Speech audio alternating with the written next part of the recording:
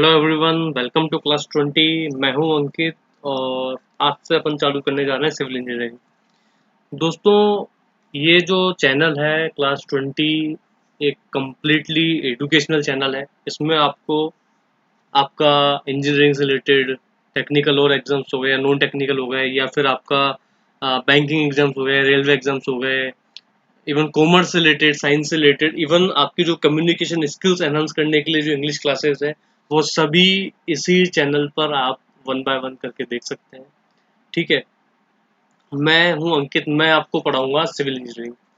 तो अब अपन बात करते हैं सिविल इंजीनियरिंग के बारे में। अपन जो स्टडी करने जा रहे हैं सिविल इंजीनियरिंग से रिलेटेड, वो पूरा रहेगा कि आपका राजस्थान जेई एग्जाम उसमें कवर हो रहा है, एसएससी जेई एग्जाम उसमें कवर हो रहा है, प्लस और भी कुछ स्टेट जेई एग्जाम है। क्योंकि क्या है, कोर्स 90 to 95% मैक्सिमम सब में सेम रहता है, कुछ 2-4-5% का फर्क आता है। ठीक है, तो अपन कोशिश करेंगे कि मैक्सिमम टू मैक्सिमम एग्जाम्स इसमें कवर हो जाए। इसके अलावा it will be a theoretical to practical approach, क्योंकि मैं खुद साइट पर्सन हूँ। ठीक है, मैंने खुद ने साइट पर काफ़ी काम किया है, तो मुझे पता है कि थ्योरेटिकली बच्चे क्या पढ़ते हैं और प्रैक्टिकली जब जाते हैं तो उसको कैसे इम्प्लीमेंट कर सकते हैं। ठीक है, तो वो सोच करके ही मैं यहाँ सब चीज़ें पढ़ा पाऊंगा। दूसरा, अपन जैसे जैसे कोर्स कंप्लीट करते जाएंगे, जैसे मान लीजिए कि आज अपन बिल्डिंग मटेरियल्स चालू करने जा रहे हैं, तो बिल्डिंग मटेरियल चालू करने के साथ साथ में आज अपन उसके जैसे अपना बिल्डिंग मटेरियल्स पूरा होगा, तो उसके बाद में बीएमसी से रिलेटेड जितने भी क्वेश्चंस लास्ट 10 ईयर्स में एसएससी जेई या आपका राजस्थान जेई या कोई स्टेट जेई एग्जाम अगर हुआ, तो उसी तो वो जितने भी क्वेश्चन है वो सब क्वेश्चन अपन धीरे धीरे कवर करेंगे। तो जैसे ही अपना कोई भी एक सब्जेक्ट पूरा होगा, तो फिर अपन उससे रिलेटेड जितने भी क्वेश्चंस रहेंगे वो सब अपन कवर करते रहेंगे।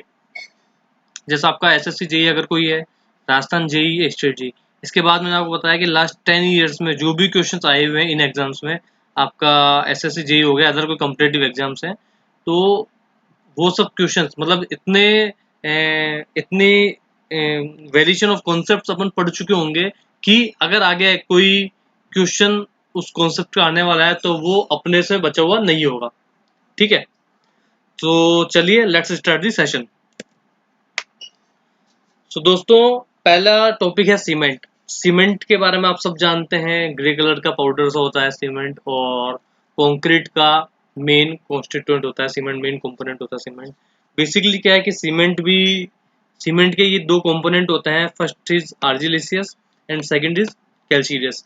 आर्जिलेसियस के लिए अपन बात करेंगे कि आर्जिलेसियस मतलब हो गया जो जिसके जो पार्टिकल्स हैं वो क्ले के हैं, और कैल्शियस मतलब हो गया आपके जो लाइम के हैं। तो मतलब बेसिकली सीमेंट के दो कॉन्स्टिट्यूएंट हो गए, आर्जिलेशियस और कैल्शियस। ठीक है, मैं कोशिश करता जाऊंगा कि उस टॉपिक पर मैं आपको बताता जाऊं जहां जहां से ऑब्जेक्टिव टाइप ऑफ क्वेश्चन बनने के चांसेस सबसे ज्यादा है। ठीक है, तो कॉन्स्टिट्यूएंट्स ऑफ लाइम देखो, सबसे जो मेन कॉन्स्टिट्यूएंट होता है सीमेंट का वो होता है लाइम।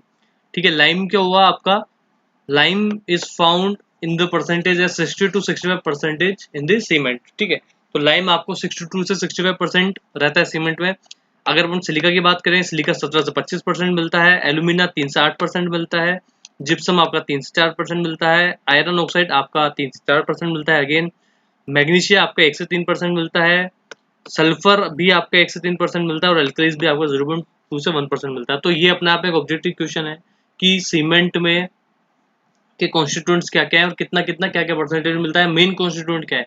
अगर कोई मेन कॉन्स्टिट्यूएंट की बात करेगा तो वो लाइम हो जाता है। ठीक है, लाइम कितना मिलता है, अब आप देखो इसको, कोशिश करेंगे अपन की वीडियो में ही आपको सब चीजें याद हो जाए, बाद में आपको ऐसा नहीं कि वीडियो बंद करने के बाद दोबारा पढ़ना पड़े।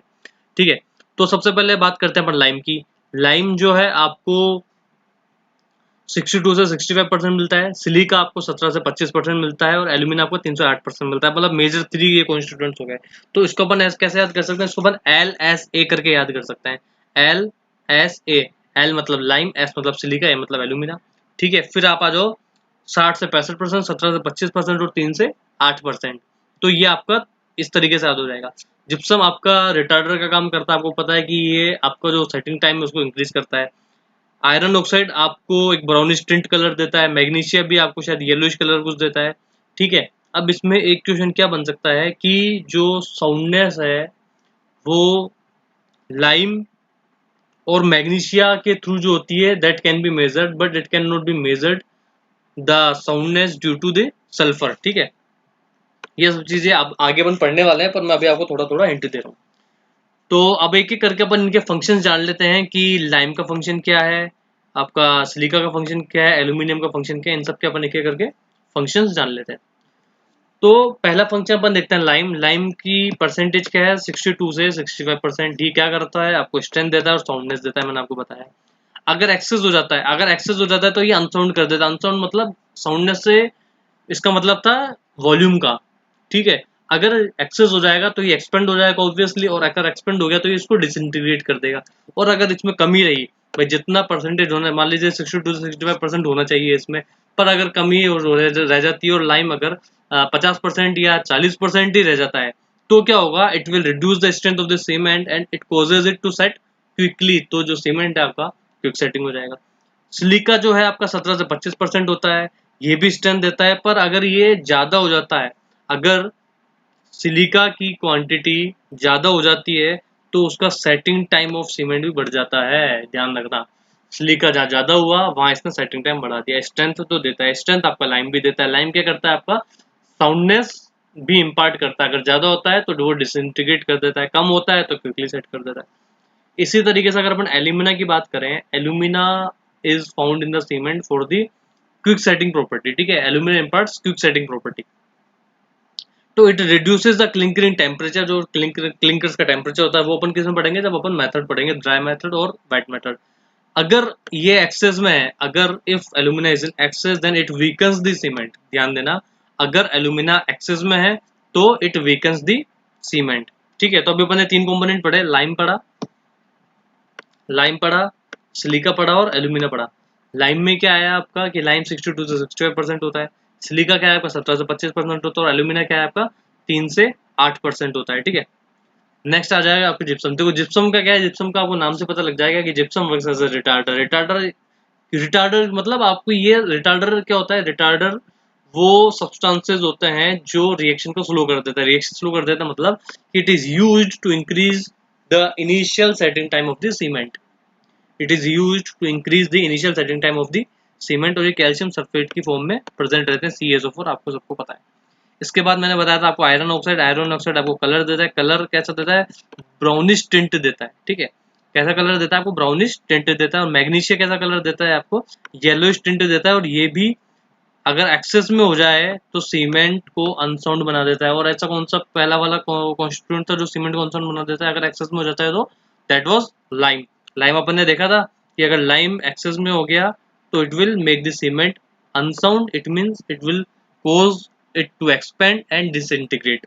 ठीक है, मैग्नीशिया भी अगर आपके एक्सेस में हो गया तो आपको अनसाउंड बना देगा। जिप्सम अपन ने पढ़ा कि वो इनिशियल सेटिंग टाइम बढ़ा देता है। आयरन ऑक्साइड आपने पढ़ा कि वो ब्राउनिश टिंट देता है। और मैग्नीशिया क्या करता है, मैग्नीशिया को येलोइश टिंट देता है। ठीक है, नेक्स्ट आ जाता है सल्फर। सल्फर भी रेस्पॉन्सिबल होता है साउंडनेस इम्पार्ट करने के लिए सीमेंट में। पर मैंने आपको बताया था कि जो साउंडनेस है due to lime and magnesia can be measure directly, but there no test is available to measure the soundness due to sulphur. ठीक है, तो आप समझना मेरी बात को कि जो साउंडनेस ड्यू टू लाइम और मैग्नीशिया मेजर की जा सकती है, पर no test is available to measure soundness due to sulphur. ठीक है, अब आप आ जाओ एल्कलीज पर। एल्कलीज पर क्या है कि आपने कई बार देखा होगा, इस तरीके की जो फोटो में दिख रहा है, ये जो फोटो दिख रही है ना आपको, इसमें आपने देखा होगा कि कई बार क्या होता है कि अपन जैसे प्लास्टर वगैरह कर देते हैं पूरा वॉल्स पे, तो ऐसे व्हाइट व्हाइट स्पॉट पड़ जाते हैं, ऐसे व्हाइट ग्रे से। तो वो किसकी वजह से पड़ते हैं, that is due to efflorescence. और एफ्लोरेसेंस किसकी वजह से होता है, it is due to presence of alkalis. अगर एल्कलीज ज्यादा प्रेजेंट हो गए तो it causes efflorescence and staining of the structure. ठीक है, और क्या करते हैं कि alkalis react with water and white grey spots are form. जैसे आपको जो व्हाइट ग्रे दिख रहे हैं ना ये सब, तो ये क्या है, व्हाइट ग्रे स्पॉट्स बन जाते हैं। समझ में आ गया आपको। अभी ये सब फंक्शंस थे किसके, कॉन्स्टिट्यूएंट्स के, किसके, सीमेंट के। तो सीमेंट के कॉन्स्टिट्यूएंट्स के फंक्शंस अपन ने पढ़े। पहला था आपका लाइम। लाइम में अपन ने देखा इट इज 60 to 65% होता है। और अगर ये एक्सेस में हुआ तो ये अनसाउंड हो जाता है और डिसइंटीग्रेट करता है। डेफिशिएंसी होती है तो क्विकली सेट हो जाता है। सिलिका पन्ने पड़ा 17 से 25% होता है, ये भी स्ट्रेंथ इम्पार्ट करता है, पर ये इनिशियल सेटिंग टाइम को इंक्रीज कर देता है, सॉरी ओनली सेटिंग टाइम को इंक्रीज कर देता है।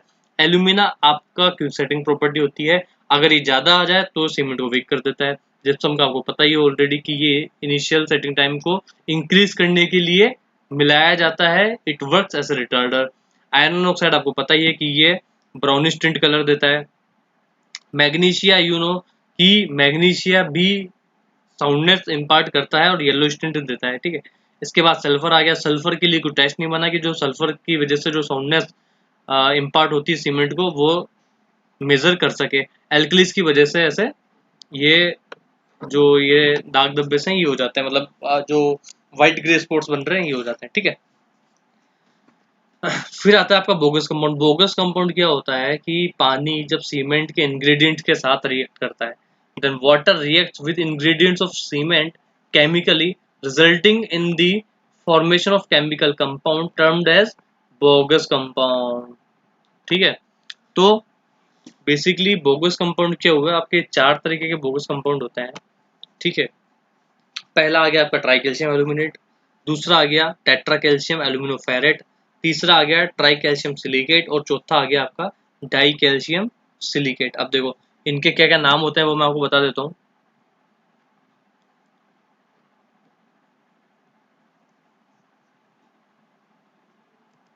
ठीक है, पहला हो गया आपका C3A,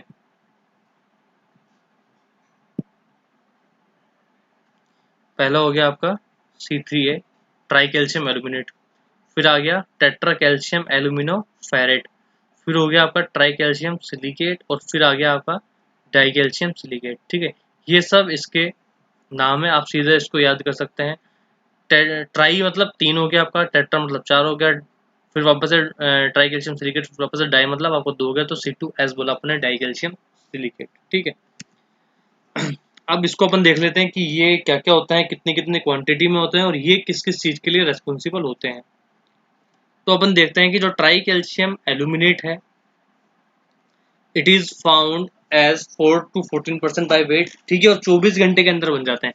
मतलब it is formed within 24 hours of addition of water in cement. मतलब जैसे ही अपन ने सीमेंट में वाटर ऐड किया तो with in 24 hours of adding the water into the cement this is formed. This is responsible for the maximum amount of heat of hydration. ये line बहुत ढंग से पढ़ना। देखो ट्राई कैल्शियम एल्यूमिनेट 24 घंटे के अंदर बन जाता है सीमेंट में जैसे अपन पानी ऐड करते हैं, और it is found as 4 to 14% by weight, ठीक है। It is responsible for maximum amount of heat of hydration. फिर आ जाता है टेट्रा कैल्शियम एल्यूमिनोफेरेट, ये 10 से 18% होता है आपका, 24 घंटे में ये भी बन जाता है। पर amount of heat of hydration evolve during formation of this compound initially is comparatively more which goes on decreasing with time। मतलब जब ये बनता है तो उसके बनने के दौरान जो हीट ऑफ हाइड्रेशन रिलीज होती है, ये इवॉल्व होती है, वो इनिशियली तो ज़्यादा होती है और बाद में डिक्रीज होती जाती है। फिर आ गया आपका ट्राई कैल्शियम सिलिकेट। अब देखो सिंपल है, ट्राई कैल्शियम सिलिकेट किस चीज़ के लिए काम आता है, it is responsible for development of early strength of cement in initial stage. अगर आपको इनिशियल स्टेज में सीमेंट की स्ट्रेंथ चाहिए तो ट्राई कैल्शियम सिलिकेट रेस्पॉन्सिबल है, और अगर आपको लेटर स्टेज में चाहिए स्ट्रेंथ सीमेंट की तो डाई कैल्शियम सिलिकेट रेस्पॉन्सिबल है। समझ में आ गया। इसका जो परसेंटेज होता है दैट इज 45 to 85%, और इसका जो होता है 15 to 35% होता है। ये एक वीक के अंदर बनता है और ये मतलब इसको 1 साल भी लग सकता है, ठीक है।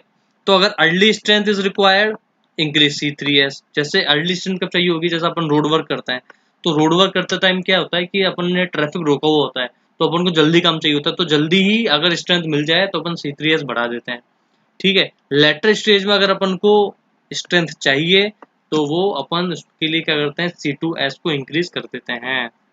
यू गॉट इट, ठीक है, सिंपल है। तो ये सब अपन ने कर लिया इसमें। तो अब देखो 4 तरीके के कंपाउंड हो गए आपके, C3A हो गया, C4AF हो गया, C3S हो गया और C2S हो गया, ठीक है। इसमें जो है C3A आपका हो गया मैक्सिमम अमाउंट ऑफ हीट, ठीक है, जो कि विद इन 24 आवर्स में बन जाता है। इसके बाद आप आ जाओ C4AF में, ये भी हीट देता है, पर जो इनिशियली है इसकी हीट जो होती है कंपेरेटिवली इनिशियली ज़्यादा होती है, उसके बाद में विद टाइम डिक्रीज हो जाती है, और ये भी 24 आवर्स के लिए ही है, ठीक है। इसके बाद आप आ जाओ C3S। C3S इज रेस्पॉन्सिबल, ठीक है, for the heat of hydration, और C3S is responsible for the early strength of cement in initial stage. मतलब अगर आपको इनिशियल स्टेज में चाहिए तो C3S को आप इंक्रीज कर सकते हो, और अगर आपको लेटर स्टेज में स्ट्रेंथ चाहिए तो आप C2S को इंक्रीज कर सकते हो, ठीक है। यही अपन ने पढ़ा। तो ये तो था इन सब बोगस कंपाउंड के बारे में, सीमेंट के बोगस कंपाउंड के बारे में, कि किस किस का क्या क्या फंक्शन होता है, क्या क्या काम होता है, और which Bogue's compound is responsible for what, ठीक है। अब अपने आ जाते हैं इसका हाइड्रेशन ऑफ सीमेंट। क्या होता है कि सीमेंट को हाइड्रेट करने के लिए अपन को around 23% of weight of by weight of cement water चाहिए होता है। देखो सीमेंट को हाइड्रेट कब होगा, जब वो वाटर के साथ रिएक्ट करेगा। तो कितना पानी चाहिए होता है सीमेंट को हाइड्रेट करने के लिए? इट इज 23% कंप्लीट हाइड्रेशन करने के लिए, ठीक है। उसके बाद में 15% पानी अपन को चाहिए उसके अंदर जो वॉइड्स रह जाते हैं, भाई उसके अंदर भी कोई वॉइड्स रह जाएंगे, तो 15% of water is used up in filling voids of cement particles, and hence effectively 38% of water चाहिए। 38% कैसा हुआ आपका? 23 प्लस 15, दैट इज 38% आपको वाटर चाहिए बाय वेट ऑफ सीमेंट, ठीक है। That is required to carry out the complete hydration. You got it? तो ये ध्यान रखना, अपन को अगर सीमेंट का कंप्लीट हाइड्रेशन करना है तो 38% जो वाटर चाहिए होता है, 23% तो हो गया आपका हाइड्रेशन के लिए, 15% हो गया उसके बीच में जो वॉइड्स रह जाएंगे उसको भरने के लिए। अब आते हैं रेट ऑफ हाइड्रेशन। ये अपने आप में एक ऑब्जेक्टिव क्वेश्चन है दोस्तों, ये जो क्वेश्चन है अपने आप में एक ऑब्जेक्टिव है। इसमें क्या है कि रेट ऑफ हाइड्रेशन, देखो मैक्सिमम अमाउंट ऑफ हाइड्रेशन की अगर अपन बात करेंगे, maximum amount of heat of hydration की अपन बात करेंगे, तो C3A was the component which was responsible for releasing maximum amount of heat of hydration.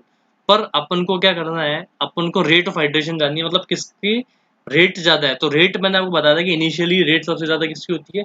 C4AF में होती है, बाकी it goes on decreasing with the time. तो C4AF सबसे पहले आ गया, उसके बाद आपका C3A आ गया, फिर C3S आ गया, फिर आपका C2S आ गया, ठीक है। तो ध्यान रखना, अगर रेट ऑफ हाइड्रेशन की अगर अपन बात करते हैं, rate of hydration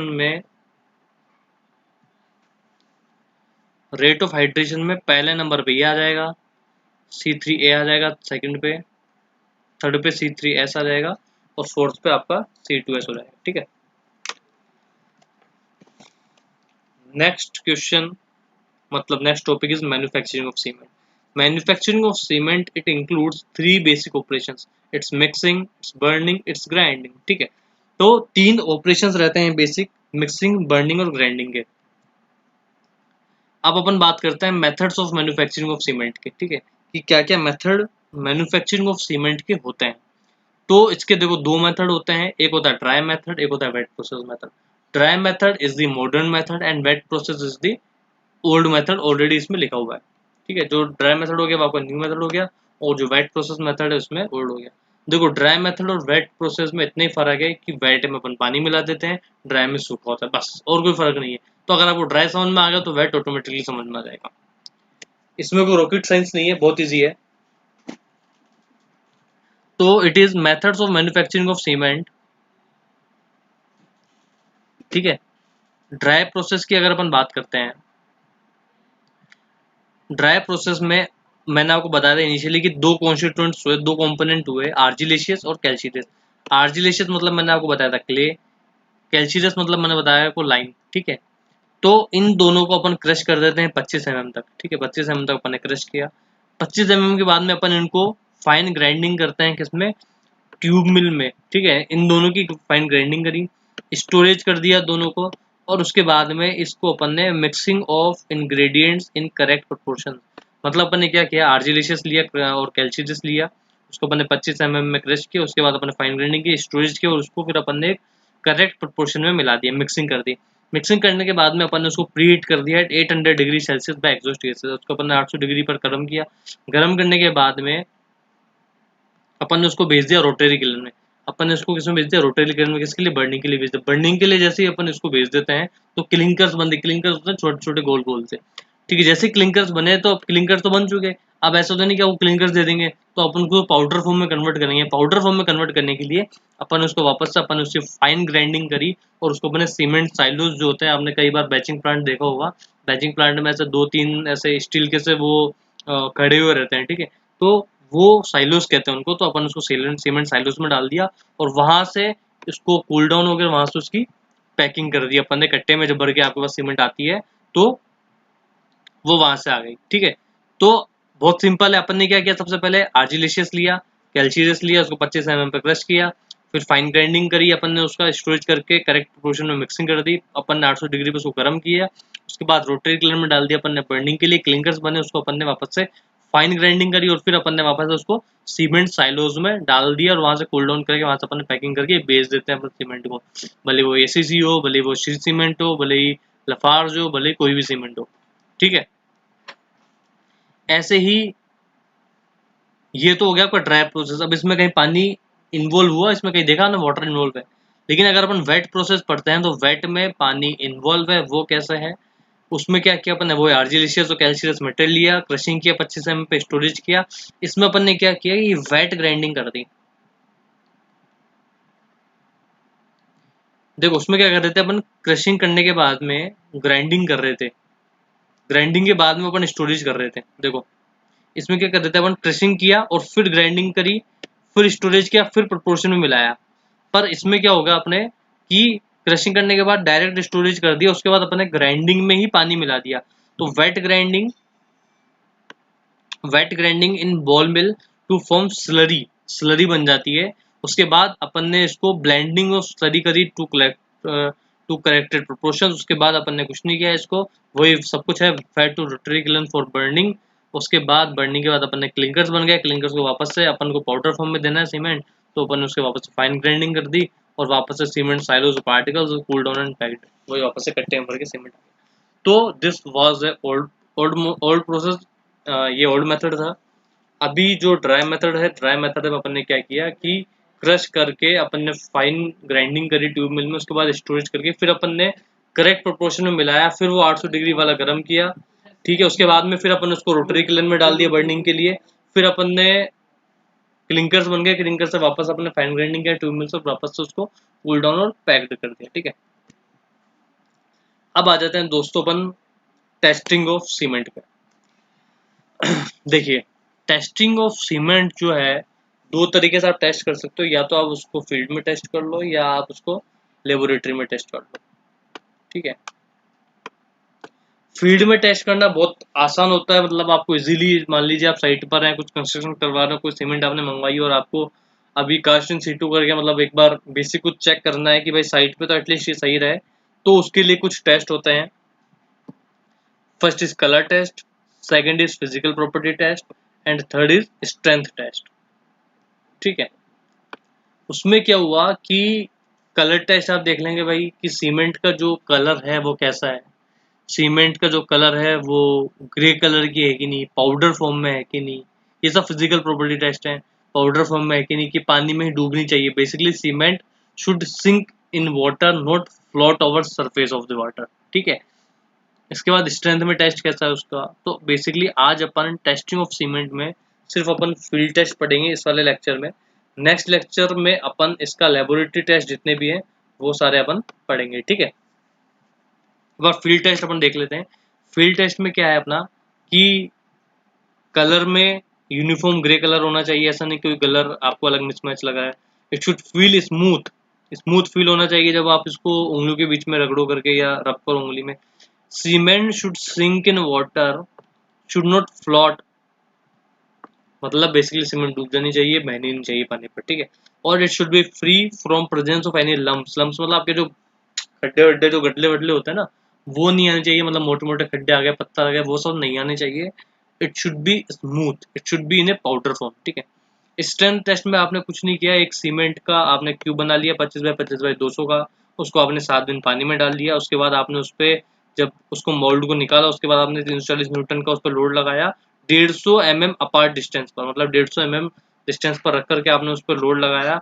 and the sample should show no sign of failure under the application of this load. ठीक है, समझ आ गया कि सैंपल आपका कोई साइन ऑफ, मतलब sample should show no sign of failure under the application of this load. तो सैंपल फेल नहीं होना चाहिए जब आपने 340 न्यूटन का लोड लगाया, जब आपने इसको 150 mm डिस्टेंस पर रखा।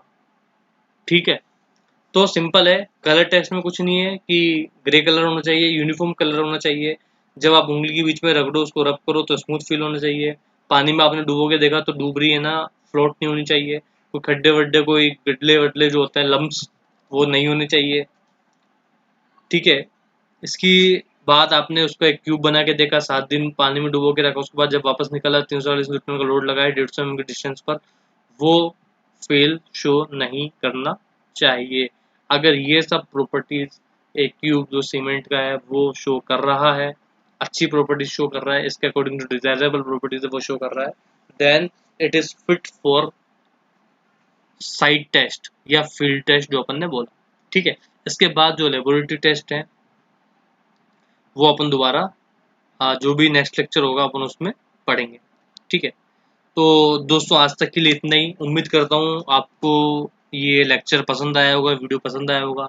अगर पसंद आया तो आप चैनल को सब्सक्राइब करें, और सबसे बड़ी बात क्या है कि कंसिस्टेंसी बहुत ज़रूरी है।